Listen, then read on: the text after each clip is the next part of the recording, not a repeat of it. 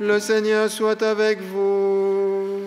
Et avec votre esprit. Évangile de Jésus-Christ selon saint Jean.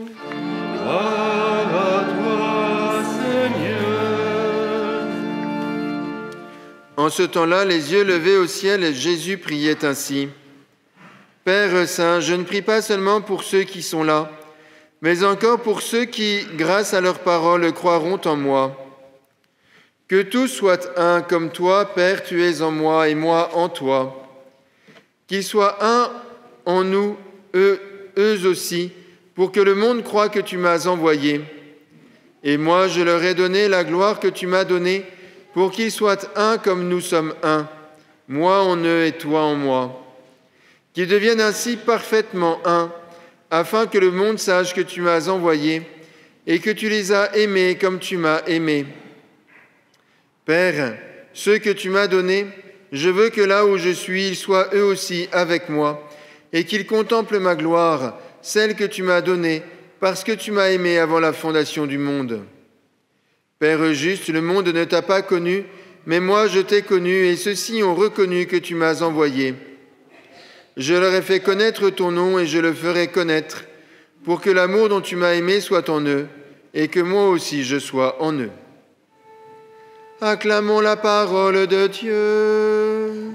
Louange à toi, Seigneur Jésus.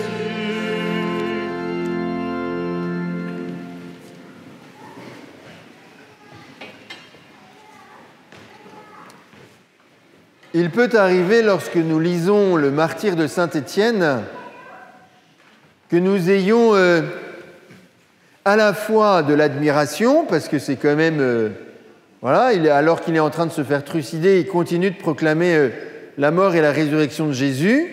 On se dit, chapeau le mec, quoi, pas mal. Et en même temps, on se dit, c'est quand même sympa que je ne sois pas à sa place, en fait.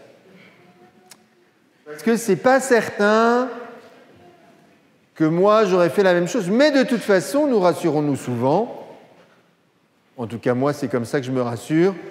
Après tout ça n'est qu'un récit qui a pour but de nous faire vibrer, mais ça ne s'est peut-être pas tout à fait passé comme ça. Et le problème, c'est que nous tombons dans un piège si nous n'y sommes pas attentifs, évidemment. C'est que, progressivement, nous oublions de prendre au sérieux ce que l'Écriture est en train de nous révéler. Ce qui est révélé au moment du martyre de saint Étienne, c'est la force du bonhomme, bien sûr. C'est la force d'Étienne. C'est le fait qu'il soit capable de continuer à tenir une vérité objectivement aberrante, la mort et la résurrection de Jésus. Si on se remet un peu dans le contexte, et encore aujourd'hui, quand on est mort, comme dit le film, on est bien mort. Voilà. Donc quand nous, on débarque en expliquant que Jésus est ressuscité, c'est normal que les gens, ça les gratouille un peu et qu'ils se disent « Non mais attends, il est gentil, mais il a fumé en fait. » Et pourtant, il nous faut tenir. Il nous faut tenir cette affirmation malgré son évidente irrationalité. Il nous faut tenir cette affirmation malgré la difficulté même l'impossibilité que nous avons à répondre à nos contradicteurs. L'autre jour, à Pâques, une personne me disait « Je suis désolé, Jésus, je veux bien croire qu'il existait, mais ressuscité, il faut arrêter de me prendre pour une tarte, quoi. » Merci, c'était moi le crétin dans l'histoire. Quand même. La question est de savoir d'où vient la force d'Étienne. Elle est là, la question.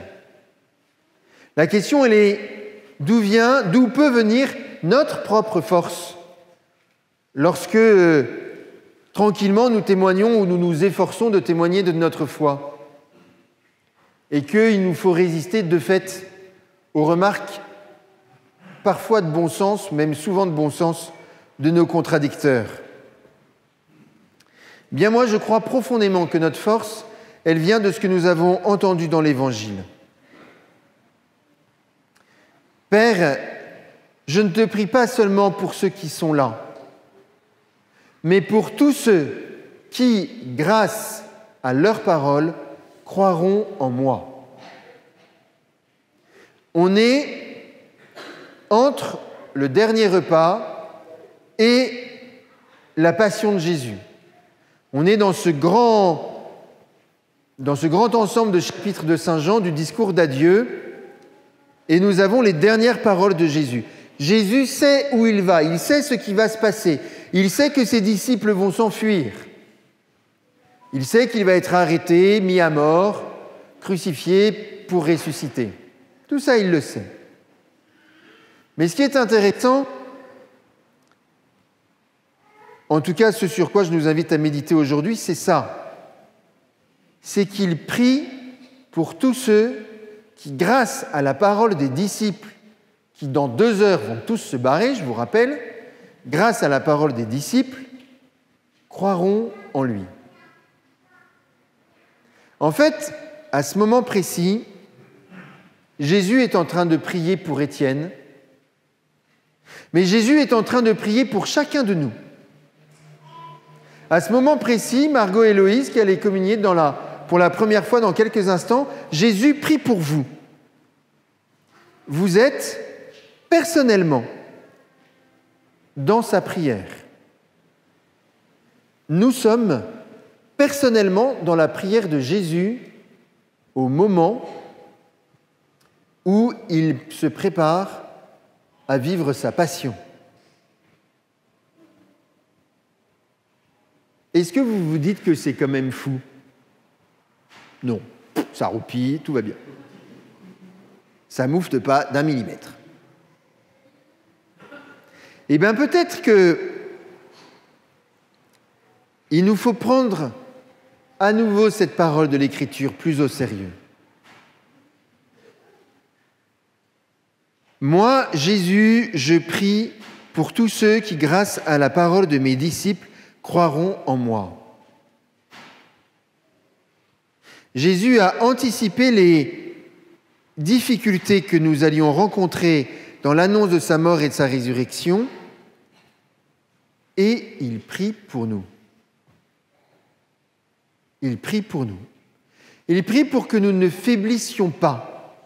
Il prie pour que vienne demeurer en nous la force du Père, l'intelligence du Père, la clairvoyance du Père, son audace, sa ténacité. Il prie pour cela.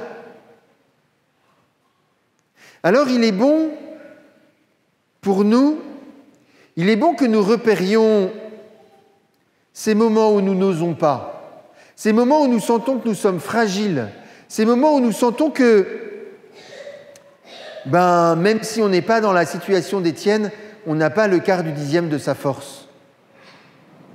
C'est important que nous repérions ces moments-là et que nous prenions à nouveau au sérieux cette parole de l'Apocalypse.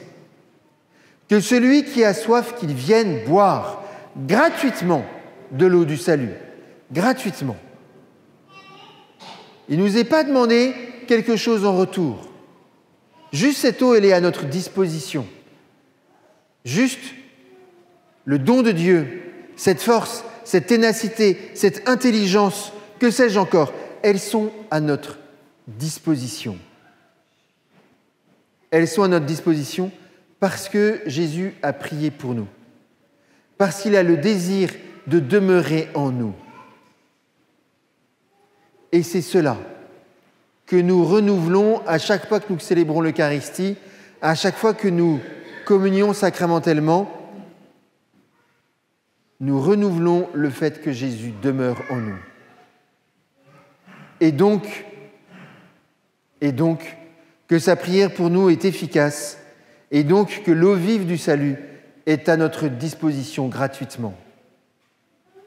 Alors, maintenant, je nous invite à repérer nos moments de faiblesse, nos moments d'aridité, nos moments où, tout simplement, nous n'osons pas témoigner de la mort et de la résurrection de Christ, que ce soit dans les mots ou que ce soit dans la façon de le vivre.